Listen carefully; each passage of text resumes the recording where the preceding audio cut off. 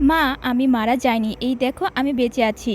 তোমাদের সামনে আছি এবং আমার পরিবার তোমাদের জন্য এবং আমার ভালোবাসা মানুষ অপর্ণার জন্য বেঁচে আছি আমি। আর এদিকে অপর্ণা বলতে থাকে, আমি তো আপনাদের কথা দিয়েছিলাম আরজু স্যারকে ফিরে আনবো। আর স্যার মরেনি, সে ফিরে আসবেই। এই তো আরজু স্যার চলে এসেছে। হ্যাঁ বন্ধুরা, এমনটাই দেখা যাবে চিরদিনই তুমি যে আমার সিরিয়ালের একদম নতুন পর্বে। আপডেট তো এই নিয়ে বিস্তারিত জানতে হলে ভিডিওটি লাইক সাবস্ক্রাইব করে পাশে থাকুন বন্ধুরা। শুরুতেই থাকছে লাশের ডেড বডি দেখে কেউ শনাক্ত করতে পারেনি এটা কার ডেড বডি। তারপর পুলিশ একটা ঘড়ি সিম্পল দেখায়, মানে হাতের ঘড়ি। সেটা দেখে মীরা বলতে থাকে এটা এসআইআর এর। অপর্ণা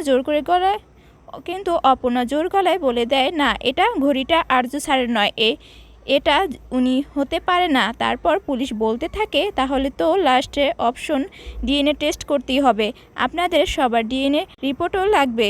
তারপরে অপর্ণা বসু সবার সামনে বলতে থাকে, আমি অনুমতি দিচ্ছি, আপনি ডিএনএ টেস্ট করান।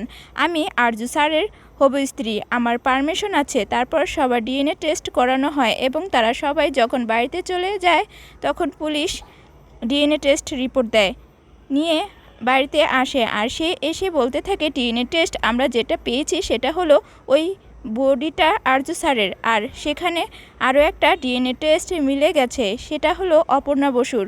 তখন মেয়েরা বলতে থাকে, দেখলেন তো, সবাই এই অপর্ণা জড়িত মৃত্যুর পিছনে।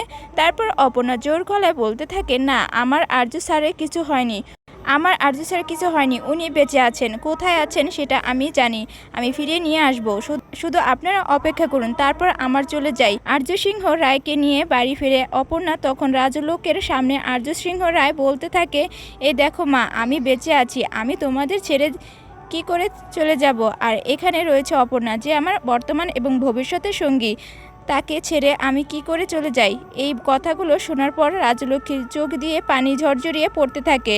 তো বন্ধুরা, এভাবে যদি আরজু অপর্ণা সিংহ রায়কে ফিরিয়ে নিয়ে আসে তাহলে তোমাদের কার কাছে কেমন লাগবে এখনই কমেন্টে জানিয়ে দাও। আর এরকম নিত্য নতুন সিরিয়ালের আপডেট পেতে এখনই চ্যানেলটি লাইক সাবস্ক্রাইব করো।